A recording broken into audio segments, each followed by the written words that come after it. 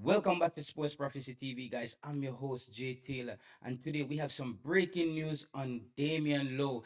Damion Lowe has just picked up a hamstring injury, and please stay tuned to the end of this video, guys, and I'm gonna tell you which player that we think can come in and basically get the job done and supplement for Damion Lowe.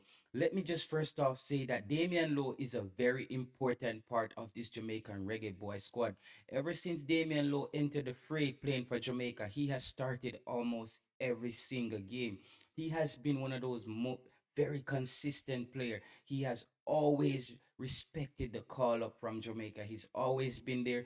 Sometimes fans might hear us talk on YouTube about Damion Lowe not having good performances and of that sort. But Damion Lowe is a very intricate part of Jamaica's football team. No, this injury couldn't come at a worse time as Jamaica is slated to play two international friendlies, one against Qatar. This is on the 15th of June next week, and one on the 19th of June against Jordan. And then, as you know, a couple days later, 5 days later, Jamaica will be playing the United States at Soldier Field in that opener in the Gold Cup this summer. So bad news for the Jamaican Reggae Boys.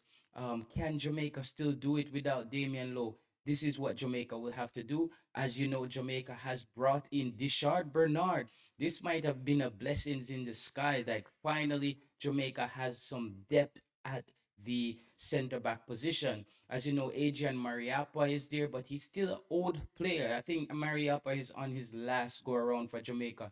But Dishard Bernard is a player that could come in and fill in for Damion Lowe.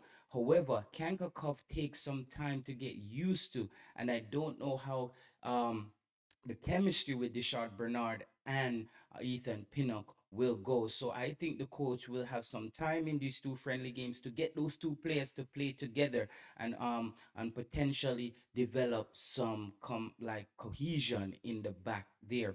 Also, Joel Latibeaudiere, he's a player that played at the center back position for England at the youth level. He actually captained England at the youth level, and the center back position is where he used to play. As you know, he played last season at Swansea. He was playing the right back position. But this just gives Jamaica more flexibility to where we could have players come in and fill in the spot for Damion Lowe if he's not ready to go.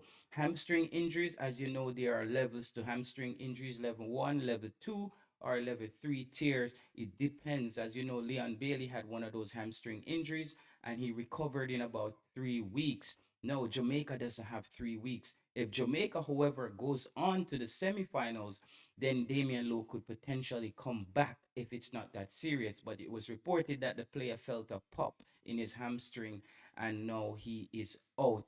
They don't know if he's going to be able to represent Jamaica at the international level. However, I'm still keeping my fingers crossed and I hope Damion Lowe gets well very soon.